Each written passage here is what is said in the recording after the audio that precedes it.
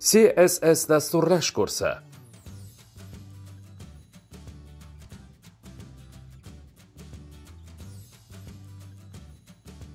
Kursni Mashrab Bo'ronov olib boradi.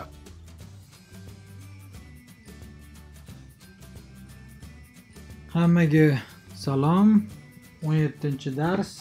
Bu darsda biz ULE tagi bilan tanishib o'tamiz. Bu tag asosan raqamlanmagan ro'yxat uchun ishlatiladi, ro'yxatlar uchun. U quyidagi ko'rinishda yoziladi. ULE tagini ochamiz.